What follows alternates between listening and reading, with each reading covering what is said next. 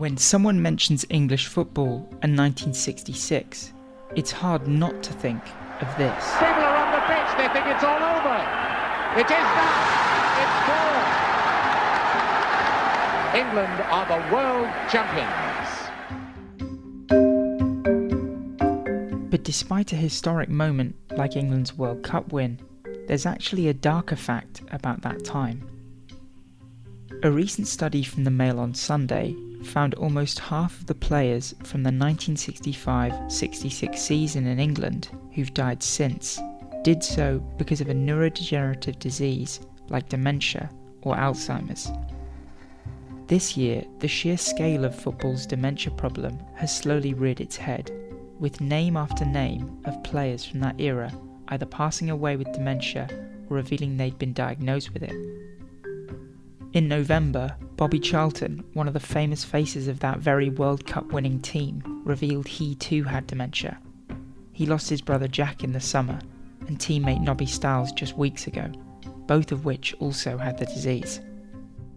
You know, I'm part of what, I played football all my life and part of a football family. Football hasn't handled this very well. Former Premier League winner Chris Sutton is now the face of a Daily Mail campaign aiming to get the FA and Players' Union, the PFA, to put more effort into addressing the problem. His father, Mike Sutton, also has dementia and played in that same 1966 season as a midfielder for Norwich. In this episode, we ask, what more can UK authorities do to tackle dementia in football?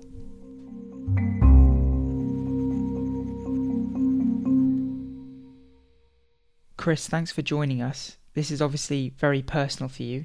Tell me about your father Mike and what he was like as a player and as a dad.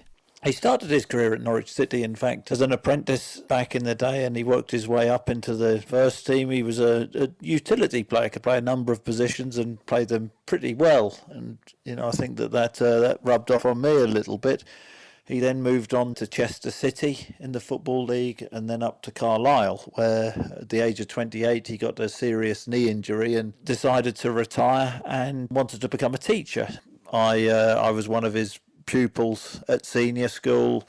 He was a teacher, well, he was, my PE teacher. He wouldn't do me any favours, shall I say. He didn't let me off with things. In fact, he'd go the other way, which I quite liked. So, the other kids in the team, they could never accuse me of any favouritism in any way.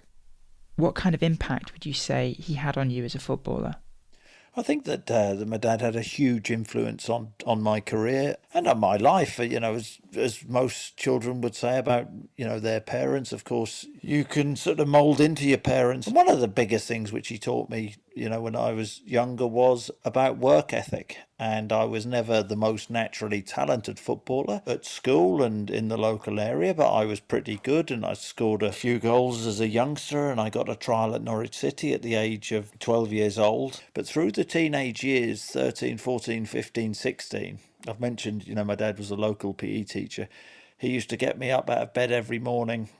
And I used to go into the school gym with him in the mornings, and he used to do these circuit sessions, which was like rope climbs and bench jumps, and had wall bars in there. You'd be up and down the wall bars, and would go in and do these sessions every morning. And the older I got, I didn't sort of want to go in at times, and he'd sort of get me up out of bed in the mornings, and he used to make me run cross country. Nobody liked cross country at senior school, but all that training was absolutely crucial to me, especially at that particular time, and trying to make my way into Norwich City's first team, which I did in a short space of time, but all the way throughout my career. Sutton looks up, makes some space, and it's a goal in the 92nd minute at Celtic Park in the last Old Firm game of the season.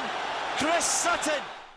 When did you first find out about his condition, and what is it like to visit him now? He was just a little bit forgetful at first. Forget his car keys, mislay his glasses case, lose his wallet, just like we all do at first. But where my mum became really worried was, and an alarm bell started to ring, was he was brought up in and around Norwich, and he knew every road in the county. There wasn't a village he didn't know, there wasn't a road he didn't know. And he went to watch my son actually play football.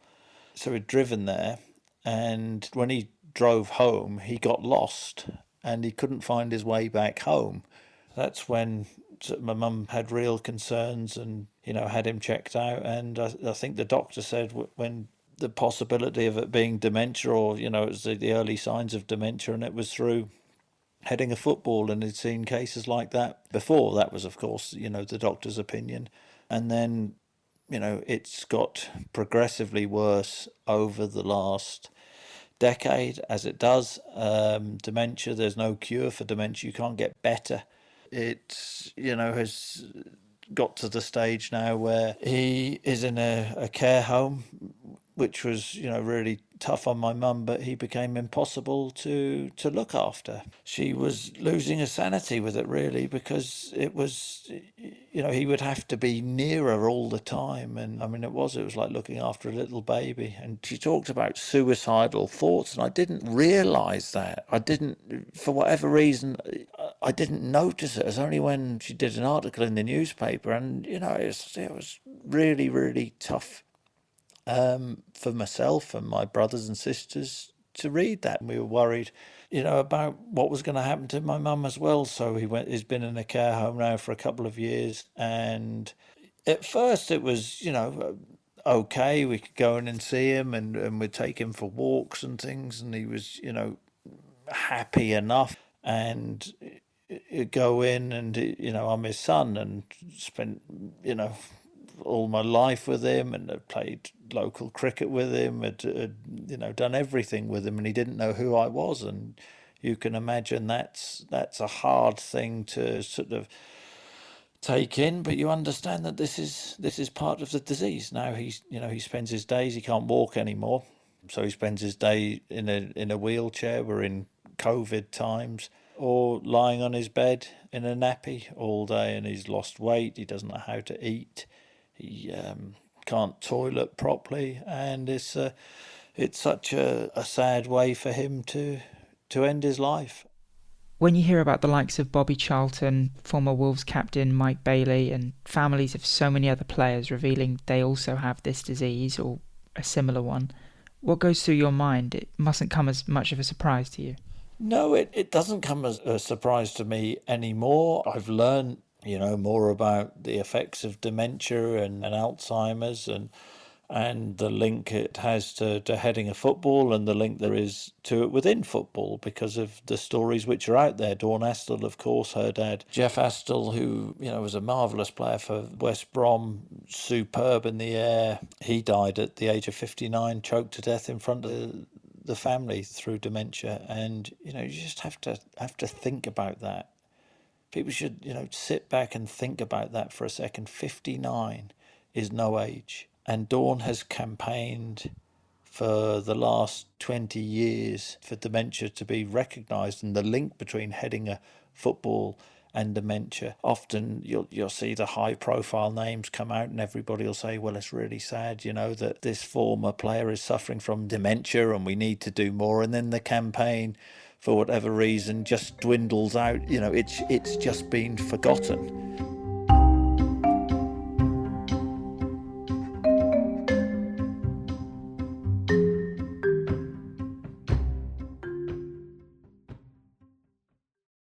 Are you a fan of football today? Then why not support the show and sign up to our new Patreon page? You'll get access to bonus episodes, full interviews, and extra content. Just go on Patreon and search Football Today. Now, back to the episode.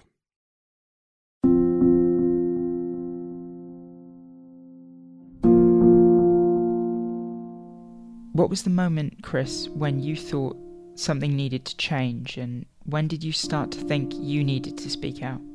Well, I've always felt that this needs to be taken seriously, and of course when it's a member of your family, and that's my dad, the man I looked up to and have always looked up to. And when you see the effect it's had on him and the rest of the family, and the way that this charismatic man, funny man, the way his life is ending, you wouldn't wish it upon anybody. The biggest disappointment for me over the years has been the lack of support within the game. my generation, we're seeing what happens, and what happens with my dad's generation of player. We've seen a lot of players, and we've seen the research, and the numbers are there. But this is what I don't get: why football hasn't confronted it before. Because my generation of players who have headed the balls in 15, 20 years will be in a position where, and you wouldn't wish it on anybody, but the likelihood is many of us will be suffering from dementia and Alzheimer's. And our families, our partners and our children will be saying, well, why didn't we do something about this back then? There's a 7-point charter that your campaign is focused around. Can you briefly walk us through it and explain why this campaign is so important? This is a common sense campaign, and what we're asking for is we're asking for the unions, the PFA and the FA, to put more into research. I don't think that is such a big deal. We're asking for families, and we're asking for sufferers to get help with respite care. And I've mentioned the issues with families, with wives who have their husbands at home and have to look after them 24 hours a day. And when I say 24 hours a day, I mean 24 hours a day. So we're saying, can we help these families and give them a break? We're talking about the PFA having a dementia part of the PFA where families can phone and just get a sympathetic, an empathetic ear where people can listen and help and advise, not where families have to phone up and beg for help, but actually where somebody at the end of a phone can take the call and actually offer help and offer guidance and point them in the way where they can get maybe a little bit of financial help with respite care or whatever it may be. We're asking for the Players' Union to have a fundraising event or two over the course of a year just to help out with costs and some of the research. We're asking for dementia and Alzheimer's to be recognised as an industrial disease.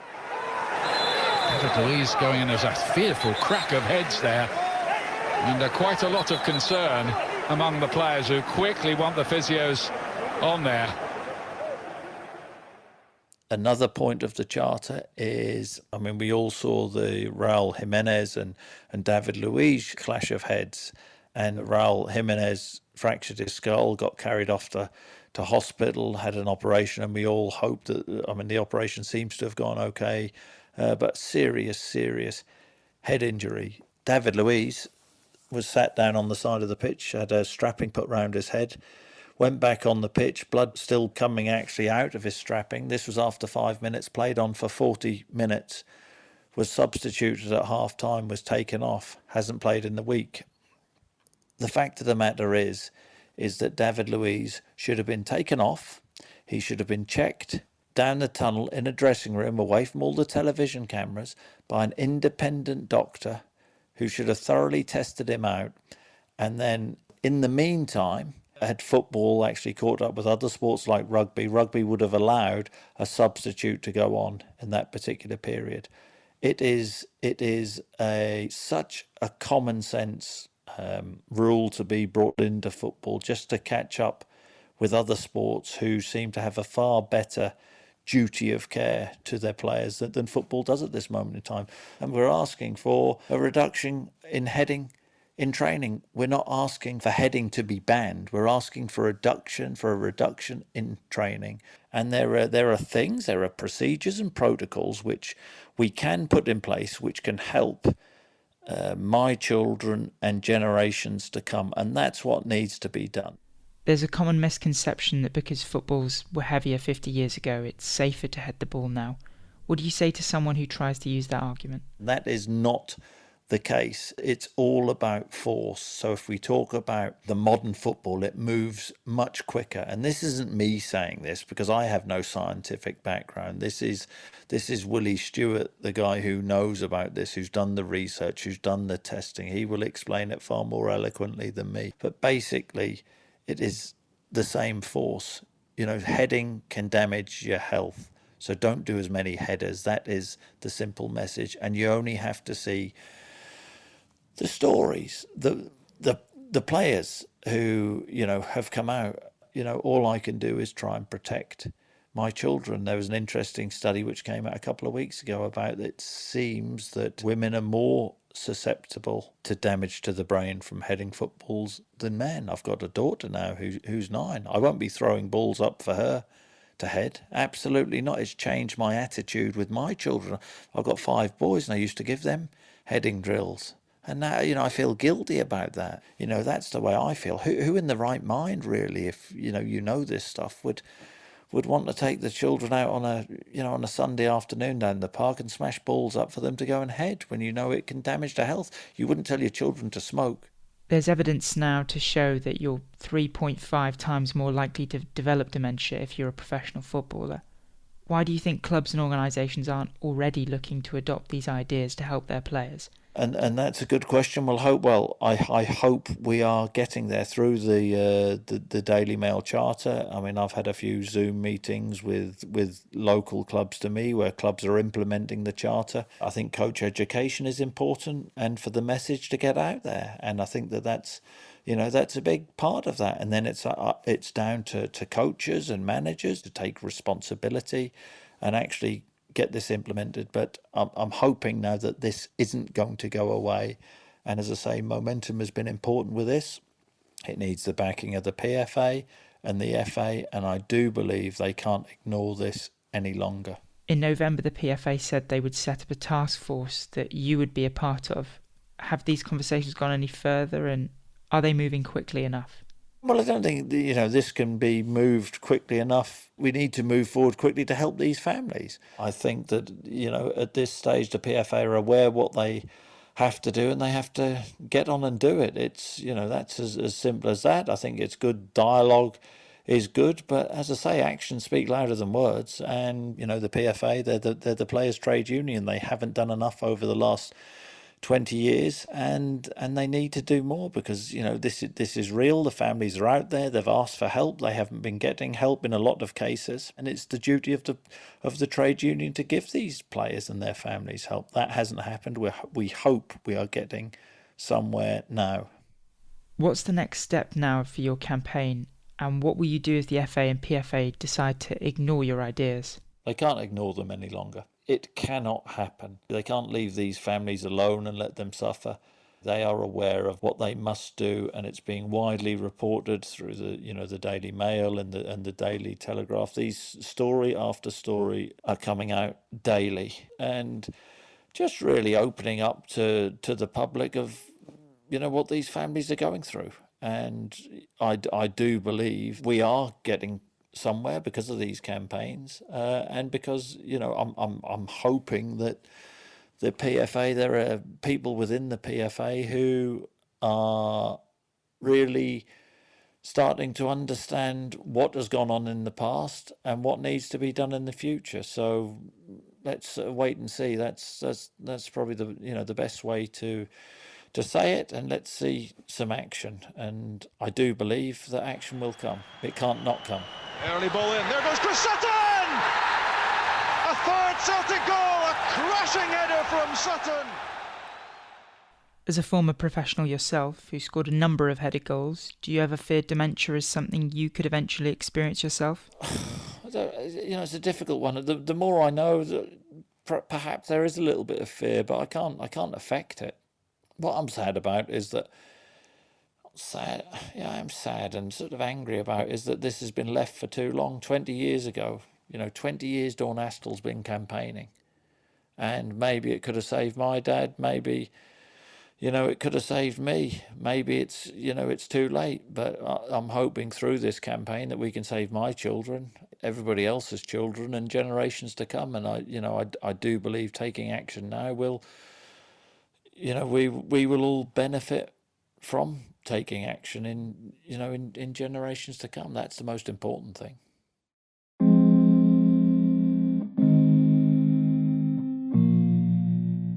What would you say to clubs and players and fans who want to help with this campaign? What can they do?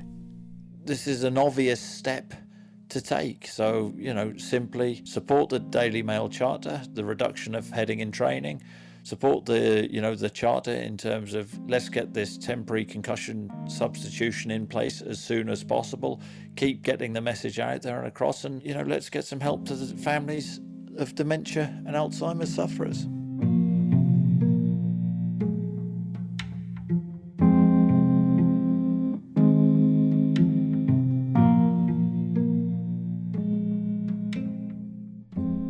Chris Sutton is a football pundit who appears on BT Sport and BBC Radio 5 Live, among many other places. You can view the Daily Mail's campaign titled Enough is Enough and the 7-Point Charter on their website. The music for this episode is provided under the Creative Commons license by Blue Dot Sessions, and the details for the songs can be found in the show notes. This episode was produced by myself and Josh Schneider-Weiler. I'm Matt Murphy. Thanks for listening to Football Today.